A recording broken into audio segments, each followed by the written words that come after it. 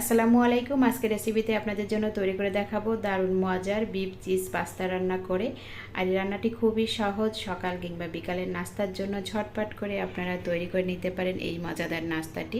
তাহলে চলুন পুরো ভিডিওটি দেখে নিই কীভাবে আমি এই বিফ চিজ পাস্তাটি রান্না করে দেখাই আপনাদের। এখানে প্যানে আমি লবণ আর তেল দিয়ে পানিটা ফুটিয়ে নিয়েছি। এখন এই যে এক বাটি পাস্তা দিয়ে দিচ্ছি। আপনাদের পরিমাণ মতো আপনারা পাস্তা নিয়ে নেবেন। এখন আমি পাস্তাটা সেদ্ধ করে নিচ্ছি। পাস্তাগুলো যখন সেদ্ধ করে নেওয়া হয়ে যাবে তখন পানিটা ঝরিয়ে হালকা একটু ঠান্ডা পানিতে ধুয়ে নিতে হবে। এখন এই প্যানের ভিতরেই আমি 3 টেবিল চামচের মতো তেল দিয়ে দিলাম। এখন দিয়ে দিলাম 1 মুঠের মতো পেঁয়াজ। এখন আমি দিয়ে দিচ্ছি 1 টেবিল চামচের মতো আদা রসুন বাটা। এখন আমি এর ভিতরে দিয়ে দিব হাফ চা চামচের একটু কম করে লাল মরিচের গুঁড়া, গরম মশলা গুঁড়া, আর সেই সাথে দিয়ে দেব গোলমরিচের গুঁড়া, স্বাদ মতো লবণ। এখন দিয়ে দিচ্ছি 1 চা চামচ সয়া সস, 1 চা চামচ টমেটো সস। এখন মশলাটা আমি কষিয়ে নিচ্ছি। মশলাটা যখন কষানো হয়ে যাবে তখন এর ভিতরে এই যে আগে থেকে বিফ কিমা করে রেখেছিলাম এটা দিয়ে দিলাম। আপনারা চাইলে চিকেন বা মাটন দিয়েও এই পাস্তাটি রান্না করে নিতে পারেন।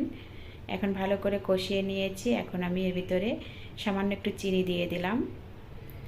এখন আমি সামান্য একটু পানি দিয়ে আমি কিছুক্ষণের জন্য রান্না করে নিব। এখন পানির সাথে ভালো করে বিফটা ভালো করে মিশিয়ে আমি একটা ঢাকনা দিয়ে ঢেকে কিছুক্ষণ রান্না করে নিব। তো আমার এখানে বিফটা রান্না করে নেওয়া হয়ে গেছে। এখন আবার একটু নেড়ে চেড়ে দিচ্ছি। এখন আগে থেকে সেদ্ধ করে নেওয়া পাস্তাগুলো দিয়ে দিচ্ছি।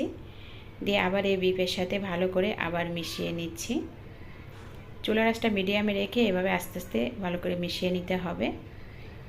এখন আমি উপরে কাঁচামরিচ, ধনিয়া পাতা কুচি দিয়ে দিলাম। এখন আবার একটু নেড়ে চেড়ে দিচ্ছি। আগে থেকে কেটে নেওয়া চিজগুলো আমি এই পাস্তার উপরে দিয়ে দিচ্ছি। এখন এর উপরে আমি কাঁচামরিচ কুচি দিয়ে দিচ্ছি, আর সেই সাথে সামান্য একটু চিলি ফ্লেক্স দিয়ে দিচ্ছি। এখন ঢাকনা দিয়ে 2 মিনিটের মতন মিডিয়াম আঁচে রেখে দেব। এই তো 2 মিনিট পর আমি এখন এই যে পাস্তাটা আমি নামিয়ে নিব। এভাবে আপনারা খুব সহজেই নাস্তার জন্য এই বিফ চিজ পাস্তাটি তৈরি করে নিতে পারেন। আজকের রেসিপিটি আপনাদের দেখার জন্য সবাইকে অনেক অনেক ধন্যবাদ। আল্লাহ হাফেজ।